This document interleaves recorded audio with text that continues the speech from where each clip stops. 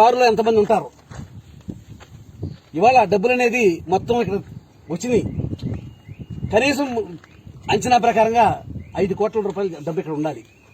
5 కోట్ల రూపాయల్లో 40 లక్షల రూపాయలు మాత్రమే ఇవాళ రోజున దొరికినట్టుగా చెప్తా ఉన్నారు.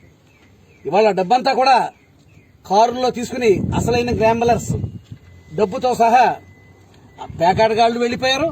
డబ్బు కూడా తీసుకెళ్లిపోయారు. ఇవాళ పేకాటకు వచ్చే ముందు చాలా పోలీసు అధికారులకు చాలా మందికి తెలుసు ఈ విషయం.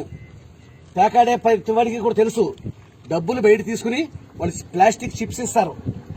ఆ పాయింట్స్ తోనే డబ్బులో పేకాట ఆడుకోవాలి.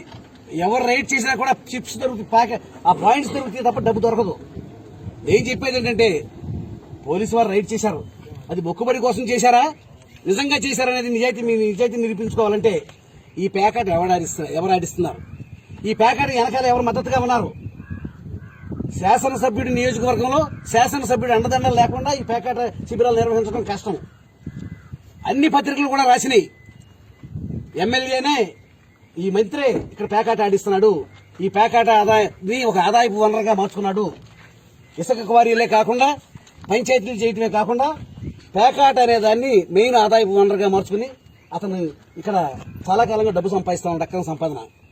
దాని మీద ఇది మొక్కుబడిగా జరిగిన రైడ్ కాకపోతే ఎవరు ఆడిస్తున్నారు, ఎవరి మద్దతుతో ఇది ఎంత జరుగుతూ ఉంది.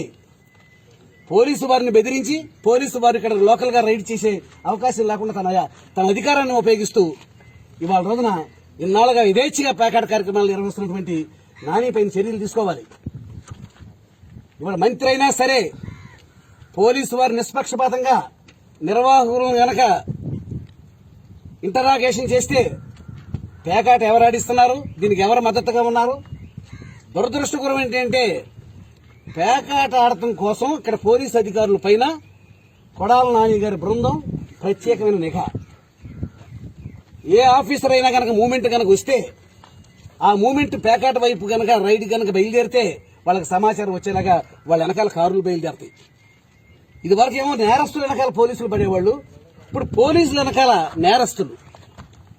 ఈ గ్యాంబ్లింగ్ గ్యాంగ్ కొడాల నాని గారి ఆధ్వర్యంలో ఏర్పాటు చేసినటువంటి శిబిరాలు, పేకాట శిబిరాలకి రక్షణగా ఒక దళం ఉంది. ఆ దళం డ్యూటీ ఏంటంటే ఇక్కడ పోలీసు అధికారులు కనుక ఎవరైనా ఈ పేకాట గురించి కనుక రైడ్కి బయలుదేరితే వెంటనే సమాచారం రావాలి. అక్కడి నుంచి పేకాట శిబిరాలన్నీ కూడా కామ్గా నిర్మానుష్యమైపోతాయి. అటువంటి